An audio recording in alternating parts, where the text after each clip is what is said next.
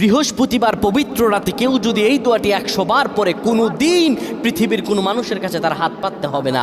পৃথিবীর সব কিছু তার পায়ের নিচে আল্লাহ হাজির করে দিবেন।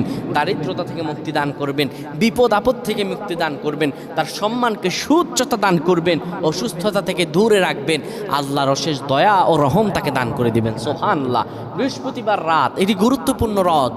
এই রাত সপ্তাহে একদিন আসে।